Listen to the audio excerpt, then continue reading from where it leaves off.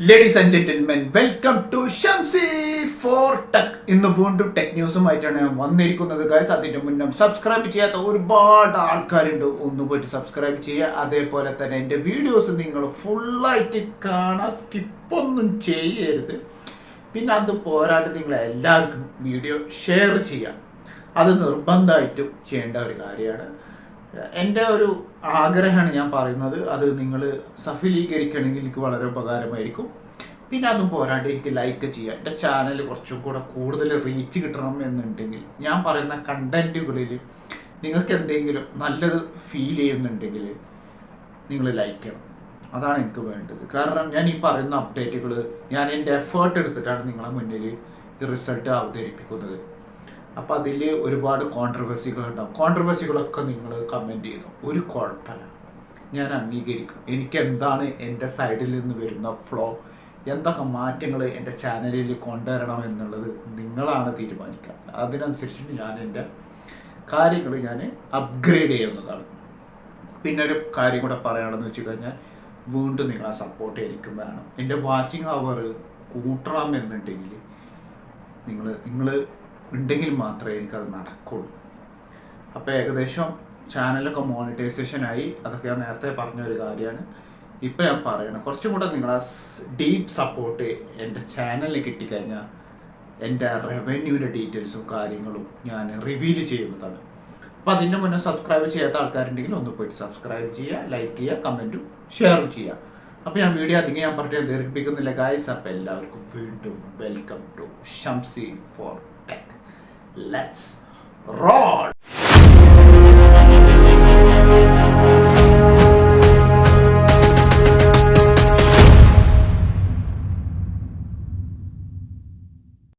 Hello guys, അപ്പോൾ നമുക്ക് tech ന്യൂസിലേക്ക് എടുക്കാമല്ലോ. അപ്പോൾ ആദ്യത്തെ ടെക് ന്യൂസ് പറയാൻ പോകുന്നത് iPhone 17e അടുത്ത വർഷം ലോഞ്ച് ചെയ്യാൻ പോകുന്നുണ്ട് എന്നാണ് പറയണ കേട്ട ഒരു ന്യൂസ് അപ്ഡേറ്റ്. ഇതൊരു ടെക് ന്യൂസ് പെട്ട ഒരു ജേർണലിസ്റ്റാണ് ഈ ഒരു അപ്ഡേറ്റ് നമുക്ക് തന്നത്. അപ്പോൾ ആ ഒരു അപ്ഡേറ്റ് ഞാൻ നിങ്ങളെ മുന്നിൽ ഷെയർ ചെയ്യണമെന്ന് തോന്നി, അപ്പോൾ ഞാൻ ഷെയർ ചെയ്തു. അതൊരു പരമസത്യമായിട്ടുള്ളൊരു കാര്യമാണ്. പിന്നെ പോരാത്തതിന് എനിക്കിത് തോന്നുന്നത് വേണമെങ്കിൽ നിങ്ങൾക്കിതൊരു റൂമറായിട്ട് വേണമെങ്കിലും നിങ്ങൾക്കിത് കരുതാം. സാംസങ്ങിൻ്റെ 3 മിഡ് റേഞ്ച് സെഗ്മെൻറ്റിലുള്ള സ്മാർട്ട് ഫോൺസ് ഈ മാസം ഓൾറെഡി ലോഞ്ച്ഡ് ആയിട്ടുണ്ട്.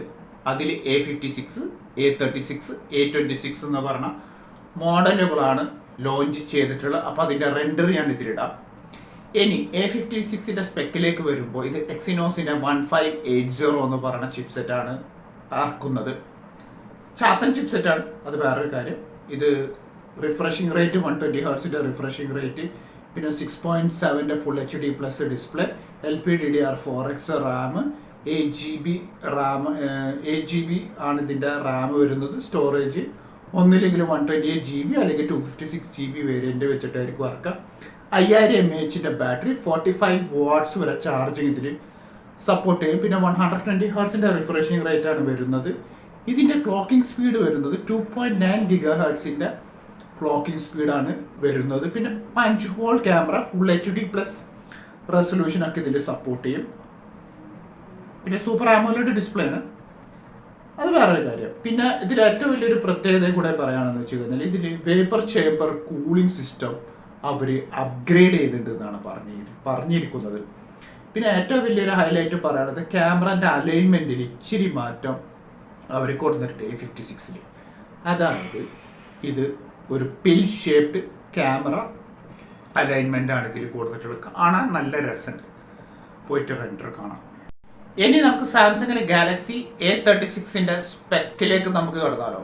ഇതിൽ അവർ യൂസ് ചെയ്തിരിക്കുന്ന ചിപ്സെറ്റ് സ്നാപ്ഡ്രാഗൻ്റെ 6 Gen 3 എന്ന് പറയുന്ന ചിപ്സെറ്റാണ് യൂസ് ചെയ്തിരിക്കുന്നത്. 2.4 GHz clocking speed, 120 hertz refreshing rate, 8 GB Ram, 256 GB variant വെച്ചിട്ട് ഇറങ്ങും. അല്ലെങ്കിൽ ഇത് 128 GB വേരിയൻറ്റും വെച്ചിട്ട് ഇറങ്ങാനും സാധ്യത ഉണ്ട്. 5000 mAh ബാറ്ററി, 45 വാട്ട്സിൻ്റെ ചാർജിങ്, അപ് ടു 45 വാട്ട്സ് നമുക്കിതിൽ സപ്പോർട്ട് ചെയ്യും. 5000 mAh ബാറ്ററി. പിന്നെ ഫുൾ HD+ൻ്റെ സൂപ്പർ ആമോലെഡ് സ്ക്രീൻ, 6.7 ഇഞ്ചിൻ്റെ ഡിസ്പ്ലേ ആണ് വരുന്നത്. 120 ഹെർട്സ് റിഫ്രഷിംഗ് റേറ്റ് വരുന്നുണ്ട്. പിന്നെ 6.7 സൂപ്പർ ആമോലെഡ് സ്ക്രീൻ ആണല്ലോ. അതാണ് ഏറ്റവും വലിയൊരു ഹൈലൈറ്റ് സാംസങ്ങിൻ്റെ. പിന്നെ ഇത് എക്സിനോസിൻ്റെ ചിപ്സെറ്റും അല്ല, അതൊരു വലിയൊരു ഹൈലൈറ്റ് കൂടിയാണ് പറയാനുള്ളത്. ഇത് സ്നാപ്ഡ്രാഗൻ്റെ 6 Gen 3 ചിപ്സെറ്റാണ് ഇതിൽ യൂസ് ചെയ്തിരിക്കുന്നത്. പിന്നെ ഇതിൽ പഞ്ച് ഹോൾഡർ ക്യാമറയാണ് ഇതിൽ യൂസ് ചെയ്തിരിക്കുന്നത്. ഇനി ആൻഡ്രോയിഡ് അപ്ഡേറ്റിൻ്റെ കാര്യത്തിൽ വരുമ്പോൾ ഈ 3 മോഡലുകൾ സാംസങ്ങിൻ്റെ A56, A36, A26 മോഡലിന് 6 വർഷത്തെ ആൻഡ്രോയിഡ് അപ്ഡേറ്റും 7 വർഷത്തെ സെക്യൂരിറ്റി പാച്ചസും കിട്ടുന്നതാണ്. പിന്നെ വിത്ത് AI-ൻ്റെ സർക്കിൾ ടു സെർച്ച് അപ്ഡേഷൻസും ഇതിലും ഈ 3 സീരീസുകളിലും നിങ്ങൾക്ക് കിട്ടുന്നതാണ്. ഇനി സാംസങ്ങിൻ്റെ A26 ചിപ്സെറ്റ് വരുന്നത് എക്സിനോസിൻ്റെ 1380 എന്ന് പറഞ്ഞ ചിപ്സെറ്റാണ് യൂസ് ചെയ്തിരിക്കുന്നത്. 2.4 GHz LPDDR4X റാം, UFS 4.0 അല്ല 2.2 സിസ്റ്റമാണ് ഇതിൽ യൂസ് ചെയ്തിരിക്കുന്നത്. അൾട്രാ ഫ്ലാഷ് സിസ്റ്റം 2.2 ആണ്. 120 ഹെർട്സിൻ്റെ refreshing rate, 6.7 AMOLED super AMOLED display, AMOLED display അല്ല സൂപ്പർ ആമോലെഡ് ഡിസ്പ്ലേ ആണ്. 5000 mAh battery, charging speed up to 45 watts വരെ സപ്പോർട്ട് ചെയ്യും. പിന്നെ ഇത് ഫുൾ HD+ റെസൊല്യൂഷൻ ഡിസ്പ്ലേ ആണ് അവർ ഈ സാംസങ്ങിൻ്റെ A26 എന്ന് പറയുന്ന ഈ ഒരു മോഡലിന് യൂസ് ചെയ്തിട്ടുള്ളത്. ഇതിൻ്റെ പഞ്ച് ഹോൾ ക്യാമറ അല്ല, ഇതിൽ വാട്ടർ ഡ്രോപ്പ് ഡിസ്പ്ലേ ആണ് ഇതിൽ യൂസ് ചെയ്തിട്ടുള്ളത്. അതായത് ഇതിന് നോച്ച് ഉണ്ടാവുന്നതാണ് സാംസങ്ങിൻ്റെ ഗാലക്സി A26 എന്ന് പറയുന്ന മോഡലിൽ. അതിൻ്റെ ഡിസൈൻ ഞാനിതിൽ കാണിച്ചു തരാം നിങ്ങൾക്ക്. അപ്പോൾ കണ്ടാൽ നിങ്ങൾക്ക് മനസ്സിലാവും. സാംസങ്ങിൻ്റെ One UI 7 സോഫ്റ്റ്വെയർ അപ്ഡേറ്റ് വരാൻ പോകുന്നുണ്ട്. അതേപോലെ തന്നെ ആൻഡ്രോയിഡ് 15 സോഫ്റ്റ്വെയർ അപ്ഡേറ്റ് വരാൻ പോകുന്നുണ്ട്. ഗാലക്സി S24 സീരീസിന് ഈ പറഞ്ഞ അപ്ഡേറ്റ് കിട്ടുന്നതാണ്. അതേപോലെ സാംസങ്ങിൻ്റെ Galaxy Z Fold 6നും Z Flip 6നും One UI software update കിട്ടുന്നതാണ്. പിന്നെ S23 സീരീസുകളിലും അതിൻ്റെ അടിയിലുള്ള മോഡലുകളുടെ ലിസ്റ്റുകൾ ഞാൻ ഈ ഒരു വീഡിയോയിൽ നിങ്ങളുടെ മുന്നിൽ ഷെയർ ചെയ്യുന്നതാണ്. നിങ്ങൾ ലിസ്റ്റുകൾ പോയിട്ട് കാണാം, അറിവ് നേടാം, എന്നിട്ട് പോയിട്ട് സോഫ്റ്റ്വെയർ അപ്ഡേറ്റ് ചെയ്യാം. ഓക്കെ ഗൈസ്, തീർച്ചയായിട്ടും പോയിട്ട് അപ്ഡേറ്റ് ചെയ്യുന്നതാണ്. അപ്പോൾ S24 സീരീസ് യൂസ് ചെയ്യുന്ന ആൾക്കാരും Z Flip 6ഉം Z Fold 6ഉം യൂസ് ചെയ്യുന്ന ആൾക്കാർക്കും One UI 7 സോഫ്റ്റ്വെയർ അപ്ഡേറ്റും ആൻഡ്രോയിഡ് 15 സോഫ്റ്റ്വെയർ അപ്ഡേറ്റും കിട്ടുന്നതാണ്. ഹോണറിൻ്റെ പുതിയൊരു അപ്ഡേറ്റ് വന്നിട്ടുണ്ട്. സോഫ്റ്റ്വെയർ അപ്ഡേറ്റിൻ്റെ കാര്യത്തിലാണ് ഞാനിപ്പോൾ ഈ ഒരു വീഡിയോ നിങ്ങളെ മുന്നിൽ ഷെയർ ചെയ്യാൻ പോകുന്നത്. ഹോണറിൻ്റെ Magic 7 സീരീസിനും 8 സീരീസിനും ആൻഡ്രോയിഡിൻ്റെ 7 വർഷത്തെ ആൻഡ്രോയിഡ് അപ്ഡേറ്റും 8 വർഷത്തെ സെക്യൂരിറ്റി പാച്ചസിൻ്റെയും അപ്ഡേറ്റ് വരുന്നതാണ്. പോയിട്ട് അപ്ഡേറ്റ് ചെയ്യാം. പിന്നെ വേറൊരു സന്തോഷ വാർത്ത പറയാനുള്ളത്, ഹോണർ ഇനി ചെറിയ സ്ക്രീൻ സൈസിലും ഒരു ഫോണ് ഇറക്കാൻ പോകുന്നുണ്ട്. ഹോണറിൻ്റെ Magic 8 സീരീസിലെ ഒരു ചെറിയ മിനി വെർഷൻ, ലൈറ്റ് വെർഷൻ ഇറക്കാൻ പോകുന്നുണ്ട്.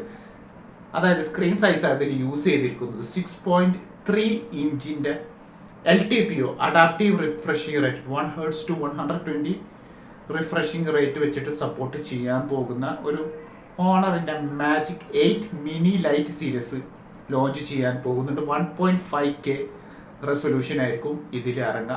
ഡിസ്പ്ലേൻ്റെ കാര്യങ്ങളൊന്നും അവർ ഇതുവരെ ഒഫീഷ്യലായിട്ട് അവർ റിവീൽ ചെയ്തിട്ടില്ല. അവർ 2 കാര്യങ്ങളാണ് ഇതിൽ റിവീൽ ചെയ്തത്. ഒന്ന് സ്ക്രീൻ സൈസും ഒന്ന് റെസൊല്യൂഷൻ. അതായത് 1.5K റെസൊല്യൂഷൻ ഈ മിനി വെർഷനും ലോഞ്ച് ചെയ്യാൻ പോകുന്നുണ്ട്. എൻ്റെ ഒരു നിഗമനം വെച്ചിട്ട് ഇതിലുള്ള ചിപ്സെറ്റ് അവർ ഇറക്കാൻ പോകുന്നത് സ്നാപ്ഡ്രാഗൻ്റെ 80 ലൈറ്റ് ചിപ്സെറ്റ് ആയിരിക്കും. അപ്പോൾ ഇത് തീർച്ചയായിട്ടും എന്താ പറയുക, നമ്മുടെ ഐഫോണാണ് ഇങ്ങനൊരു സംഭവം ഇറക്കിയത്. അതിനുശേഷം ഇപ്പോൾ സാംസങ് ഇറക്കി, ഇപ്പോൾ ഓപ്പോ ഇറക്കി, ഇനിയിപ്പോൾ OnePlus ഇറക്കാൻ പോകുന്നുണ്ട്. ഇപ്പോൾ വിവോ ഇറക്കുന്നുണ്ട്. വിവോൻ്റെ X200 ചെറിയ മിനി വേർഷൻ ഓൾറെഡി ഇന്ത്യയിൽ ലോഞ്ച് ചെയ്തിട്ടുണ്ട്. ഇനിയിപ്പോൾ അതാ ഹോണറിൻ്റെ Magic 8 സീരീസിലും 6.3 ഇഞ്ചിൻ്റെ ഡിസ്പ്ലേ വരാൻ പോകുന്നുണ്ട്. ഷിയോമിൻ്റെ 15 സീരീസിൽ ഓൾറെഡി മിനി വേർഷൻ ഉണ്ട് അവരുടെ കയ്യിൽ. പിന്നെ നേരെ പോകുന്നത് അൾട്രയാണ്. അവരുടെ പഴയ 14 സീരീസുകളിലും ഒരു മിനി വെർഷൻ ഉണ്ട്. അതിനുശേഷം അവർ നേരെ അപ്ഗ്രേഡ് ചെയ്തത് ഫ്ലാഗ്ഷിപ്പിലേക്കാണ്. അപ്പോൾ അതേപോലെ തന്നെ ഇപ്പോൾ ഹോണർ നിലവിൽ നിങ്ങളെ അറിവ് കിട്ടാൻ വേണ്ടി പറയണം. ഹോണർ ഇപ്പോൾ ആദ്യം ഒരു ഫ്ലാഗ്ഷിപ്പ് സീരീസ് അവരുടെ 8 സീരീസ് ഇറക്കിയിരുന്നു. ഇപ്പോൾ അതിൻ്റെ ഒരു ചെറിയ മിനി വേർഷൻ 6.3 ഇഞ്ചിലുള്ള മിനി വെർഷനും ലോഞ്ച് ചെയ്യാൻ പോകുന്നുണ്ട്. അപ്പോൾ ഇനി ഇവിടുന്ന് അങ്ങോട്ടുള്ള എല്ലാ കാലങ്ങളിലും ഇനി ഫ്ലാഗ്ഷിപ്പ് ഫോണുകൾ ചെറിയ സ്ക്രീൻ സൈസ് വരുന്നതാണ്, വില കൂടുതലാണ്. ഫോർ യുവർ കൈൻഡ് ഇൻഫോർമേഷൻ, ഇത് എന്തുകൊണ്ട് വില കൂടിയെന്ന് ഇനി കടകളിൽ പോയുമ്പോൾ ചോദിക്കാൻ പാടില്ല. അതിനുള്ള ഒരു ഉത്തമ ഉദാഹരണമാണ് ഞാൻ ഈ ഒരു വീഡിയോ നിങ്ങൾക്ക് ഷെയർ ചെയ്തിരിക്കുന്നത്. കാരണം ഡിസ്പ്ലേയുടെ കോസ്റ്റും കൂടുതലാണ്, റാമിന് വില കൂടുതലാണ്, പിന്നെ പ്രോസസ്സറിനും വിലയും കൂടുതലാണ്, പിന്നെ ക്യാമറ സെൻസറുകൾക്കും വില കൂടുതലാണ്. അതുകൊണ്ടാണ് മിനി വെർഷൻക്ക് എപ്പോഴും വരുമ്പോൾ പ്രൈസ് കൂടാൻ കാരണം. ഇപ്പോൾ മനസ്സിലായാലോ നിങ്ങൾക്ക്? ഈ ഒരു ഷെയറിങ് നിങ്ങൾക്ക് ഉപകാരപ്പെട്ടു എന്നാണ് എൻ്റെ ഒരു പ്രതീക്ഷ. അതിനു വേണ്ടി നിങ്ങളൊരു 10 ലൈക്കെങ്കിലും ഒന്ന് അടിക്കാം. ഓക്കെ, മനസ്സിലായില്ലേ ഗൈസ്? പോക്കോൻ്റെ M7 എന്ന് പറയുന്ന മോഡലിന് 2 വർഷത്തെ ആൻഡ്രോയിഡ് അപ്ഡേറ്റും 3 വർഷത്തെ സെക്യൂരിറ്റി പാച്ചസിൻ്റെ അപ്ഡേറ്റ് കിട്ടുന്നതാണ്. പോയിട്ട് അപ്ഡേറ്റ് ചെയ്യാം. അപ്പോൾ ആരെങ്കിലും പോക്കോ M7 യൂസ് ചെയ്യുന്നുണ്ടെങ്കിൽ ഈ ഒരു സോഫ്റ്റ്വെയർ അപ്ഡേറ്റ് നിങ്ങൾ ചെയ്യുക. റിയൽമിയുടെ 14 Pro Lite എന്ന് പറയുന്ന മോഡൽ ചൈനയിൽ ലോഞ്ച് ചെയ്യാൻ പോകുന്നുണ്ട്. ഈ മാസമാണ് അതിൻ്റെ ലോഞ്ചിങ്. ഇതൊരു മിഡ് റേഞ്ച് സെഗ്മെൻറ്റിലുള്ള ഒരു സ്മാർട്ട് ഫോണും കൂടിയാണ്. ഇത് സ്നാപ്ഡ്രാഗൻ്റെ 7S Gen 2.4 GHz clocking speed വെച്ചിട്ട് ഇറക്കുന്ന ഒരു ചിപ്സെറ്റാണ്. LPDDR4Xൻ്റെ RAM, UFS 2.2 system, 4K 30 FPS video recording ഒക്കെ നമുക്ക് ചെയ്യാം. പിന്നെ 256 GB 8 GB റാമാണ് ഇതിൽ വരുന്നത്. ഇതിൽ ചിലപ്പോൾ 12 GB റാം വരാനും സാധ്യതയുണ്ട്. 256 GB സ്റ്റോറേജിലും അതൊരു വലിയൊരു ഹൈലൈറ്റ് ആണെന്ന് വേണമെങ്കിൽ പറയാം. അത് വലിയൊരു സംഭവം ഒന്നല്ല, എന്നാലും പറഞ്ഞെന്ന് മാത്രം. ഇത് ഫുൾ HD+ 6.7 OLED ഡിസ്പ്ലേ ആണ് ഇതിൽ യൂസ് ചെയ്തിരിക്കുന്നത്. 2000 നിറ്റ്സിൻ്റെ പീക്ക് ബ്രൈറ്റ്നസ് ആണ് ഇതിൽ വരാൻ പോകുന്നത്. പിന്നെ ഒരു പ്രത്യേകത കൂടെ ഉള്ളതെന്ന് വെച്ച് കഴിഞ്ഞാൽ ഇത് ഗൊറില്ല ഗ്ലാസിൻ്റെ പ്രൊട്ടക്ഷനാണ് വരുന്നത്. 7i എന്ന് പറയുന്ന ഹൈ ക്വാളിറ്റിയുള്ള back panel Gorilla Glass protection 7iൻ്റെ പ്രൊട്ടക്ഷനാണ് ഇതിൽ വരാൻ പോകുന്നത്. അപ്പോൾ ഇത് ലോഞ്ച് ചെയ്യുന്നത് എവിടെയാണെന്ന് വെച്ച് കഴിഞ്ഞാൽ നമ്മുടെ ചൈനയിലാണ് ഇത് ലോഞ്ച്. പിന്നെ 5200 mAh കാർബൺ സിലിക്കൺ ബാറ്ററിയാണ് യൂസ് ചെയ്യുന്നത്. പിന്നെ 120 Hz റിഫ്രഷിംഗ് റേറ്റും ഇതിൽ സപ്പോർട്ട് ചെയ്യുന്നതാണ് റിയൽമി 14 Pro Lite. ഐക്യൂൻ്റെ ഒരു പുതിയൊരു സ്മാർട്ട് ഫോൺ ചൈനയിൽ ലോഞ്ച് ചെയ്യാൻ പോകുന്നുണ്ട്. ഐക്യൂൻ്റെ നിയോ 10S Pro Plus എന്ന് പറയുന്ന മോഡലാണ് ലോഞ്ച് ചെയ്യാൻ പോകുന്നത്. ഈ മാസമാണ് അതിൻ്റെ ലോഞ്ചിങ് നടക്കുന്നത്.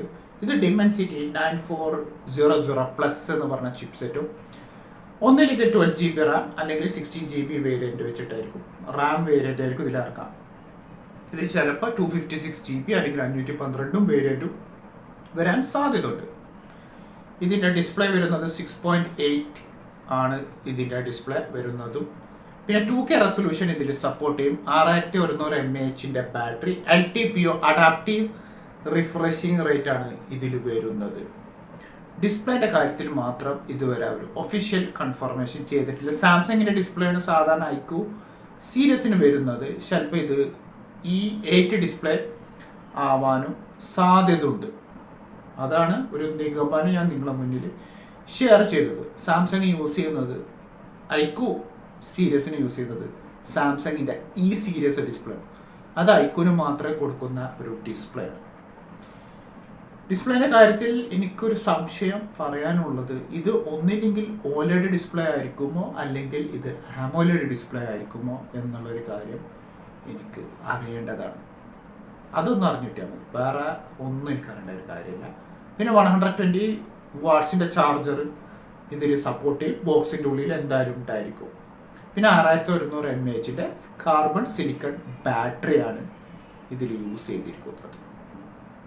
അപ്പോൾ ഈ ഒരു അറിവ് നിങ്ങൾക്ക് ഇഷ്ടപ്പെട്ടു എന്ന് തോന്നുന്നുണ്ടെങ്കിൽ ഒന്ന് കമൻറ്റ് ചെയ്യാം. നൂബിയയുടെ സൈഡിൽ നിന്ന് ഒരു പുതിയൊരു അപ്ഡേറ്റ് പറയുകയാണെന്ന് വെച്ചാൽ, നൂബിയ ഒരു ഗെയിമിംഗ് ഫോൺ ലോഞ്ച് ചെയ്യാൻ പോകുന്നുണ്ട്. ഇത് 5G നെറ്റ്വർക്ക് സപ്പോർട്ട് ചെയ്യുന്ന ഒരു ഗെയിമിംഗ് ഫോൺ. നൂബിയയുടെ 3GT എന്ന് പറയുന്ന ഈ ഒരു സ്മാർട്ട് ഫോൺ ചൈനയിൽ ലോഞ്ച് ചെയ്യാൻ പോകുകയാണ്. ഇനി ഇതിൻ്റെ സ്പെക്കിലേക്ക് നമുക്ക് കടന്നു കഴിഞ്ഞാൽ, ഇത് യൂണിസോക്കിൻ്റെ T9100 5G ചിപ്സെറ്റ് വെച്ചിട്ടാണ് ഇറങ്ങാൻ പോകുന്നത്. 2.7 GHz ക്ലോക്കിംഗ് സ്പീഡ്, പിന്നെ ഇത് 12 GB റാം, 256 GB വേരിയൻറ്റ് വെച്ചിട്ടാണ് ഇത് ലോഞ്ച് ചെയ്യാൻ പോകുന്നത്. 120 Hz റിഫ്രഷിംഗ് റേറ്റ് ഇതിൽ സപ്പോർട്ട് ചെയ്യും. 6.8 ഫുൾ HD+ OLED ഡിസ്പ്ലേ ആണ് ഇതിൽ വരാൻ പോകുന്നത്. 6000 mAh സിലിക്കൺ കാർബൺ ബാറ്ററി, 80 വാട്ട്സിൻ്റെ ചാർജർ, പിന്നെ ചേംബർ കൂളിംഗ് സിസ്റ്റം ഇതിൽ സപ്പോർട്ട് ചെയ്യുന്നതാണ്. ഇതിൻ്റെ ഏറ്റവും വലിയ ഒരു പ്രത്യേകതയും കൂടെ ഉണ്ട്. ഈ ഒരു സ്മാർട്ട് ഫോണിന് നമ്മൾ ഹൊറിസോണ്ടലായിട്ട് യൂസ് ചെയ്യണമെങ്കിൽ 2 ട്രിഗറുകൾ ഇതിലുണ്ട്, ഗെയിമിംഗ് ട്രിഗറുകൾ. അത് എന്തിനാണെന്ന് വെച്ച് കഴിഞ്ഞാൽ അത് ഹൊറിസോണ്ടലായിട്ട് കളിക്കുന്ന ആൾക്കാർക്കും വെർട്ടിക്കലായിട്ട് കളിക്കുന്ന ആൾക്കാർക്കും നമുക്കിനി ഗൺ ഷൂട്ടിംഗ് ഗെയിംസ് അടക്കം കളിക്കാൻ പറ്റും. Car racing, gun shooting games, അങ്ങനത്തെ മുതലായവ ഉള്ള ഗെയിംസുകൾ നമുക്ക് ഈ ഒരു മോഡലിൽ കളിക്കാൻ പറ്റും.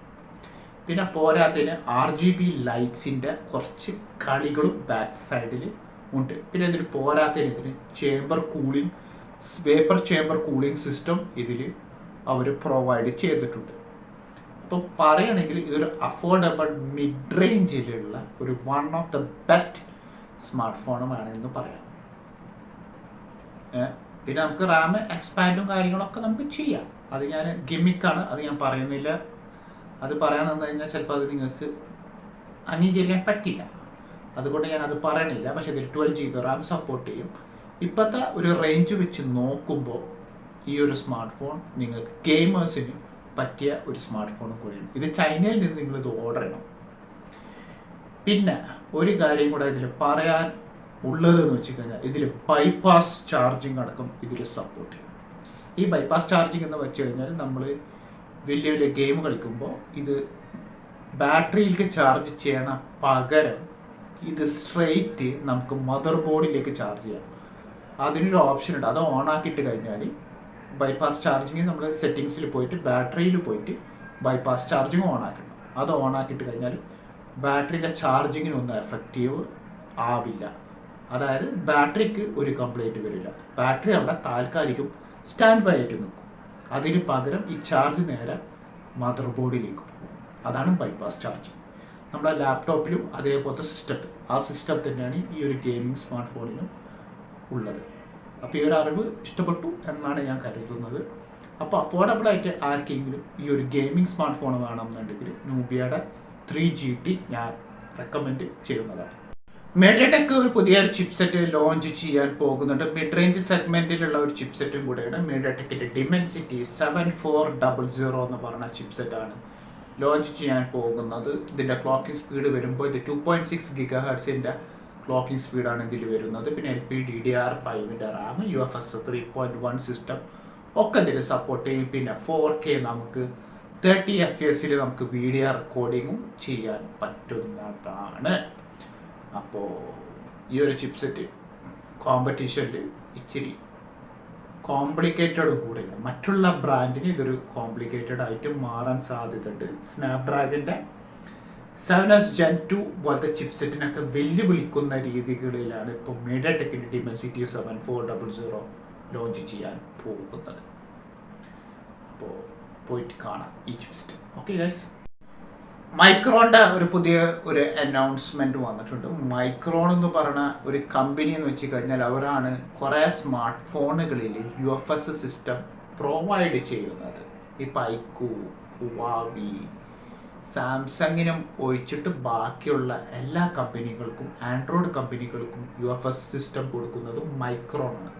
സാംസങ്ങിന് സ്വന്തമായിട്ട് UFS സിസ്റ്റമുള്ള ഒരു കമ്പനിയാണ് സാംസങ്. സാംസങ്ങിന് എല്ലാ മേഖലകളിലും അവർക്ക് അവരുടെ ഒരു മുദ്ര അവർ പതിപ്പിച്ചിട്ടുണ്ട്. അപ്പോൾ ഈ മൈക്രോൺ കമ്പനി ഒരു പുതിയ ഒരു UFS സിസ്റ്റമായിട്ട് വന്നിട്ടുണ്ട്. UFSൻ്റെ 4.1 ആണ് ലോഞ്ച് ചെയ്യാൻ പോകുന്നത്. G9 എന്നുള്ള പേരിലായിരിക്കും അത് ലോഞ്ച് ചെയ്യുക. അതായത് ഒരു 50% to 30%, അതായത് എൻ്റെ ഒരു നിഗമനം ഞാൻ നിങ്ങളോട് പറയണം. ഒന്നിലേക്ക് 30% അല്ലെങ്കിൽ 50% 4.0 നിന്നും 4.1 വരുമ്പോൾ വലിയൊരു ഇമ്പ്രൂവ്മെൻ്റ് ഉണ്ടാകും എന്നാണ് എനിക്ക് തോന്നുന്നത്. തോന്നലല്ല, ചിലപ്പോൾ അങ്ങനെ ആവാം. അപ്പോൾ വലിയൊരു ഇമ്പ്രൂവ്മെൻ്റ് ആണ് വരാൻ പോകുന്നത്. അപ്പോൾ ഈ UFS 4 വരാൻ പോകുന്നത് വലിയ വലിയ ഫ്ലാഗ്ഷിപ്പ് ഫോണുകളിലായിരിക്കും വരാം. ഇത് അടുത്ത വർഷം അവർ ഫോൾഡബിൾ സ്മാർട്ട് ഫോൺസിന് UFS 4.1 ലോഞ്ച് ചെയ്യും. അപ്പോൾ അതിൽ നമ്മളുടെ Z Fold 7 ഒക്കെ വരും. പിന്നെ അതേപോലെ ഹുവാവിൻ്റെ ഫോൾഡ്, ഓപ്പോൻ്റെ ഫോൾഡ്, വിവോൻ്റെ ഫോൾഡ്, ഇൻഫിനിക്സിൻ്റെ ഫോൾഡുകളിലൊക്കെ നമുക്ക് ഇനി UFS 4.1 കിട്ടും. LPDDR5X RAM ആയിരിക്കും ഇതിൽ ഇറങ്ങാം. അതേപോലെ തന്നെ UFS ചെറിയ മിഡ് റേഞ്ച് സെഗ്മെൻറ്റ് ഫോണുകളിൽ ഇനി UFS 3.1 ലോഞ്ച് ചെയ്യാനും പോകുന്നുണ്ട്. ഇപ്പോൾ ഡിമെൻസിറ്റിൻ്റെ 7400 എന്ന് പറയുന്ന ചിപ്സെറ്റിന് UFS 3.1 ആണ് ഇറങ്ങിയത്, LPDDR5. അപ്പോൾ മിഡ് റേഞ്ച് സെഗ്മെൻറ്റുകളിൽ ഇനി വരുന്നതും UFS 3.1 ആയിരിക്കും വരാം. LPDDR5 ആണ്, 5X അല്ല, 5 RAM ആയിരിക്കും വരാം.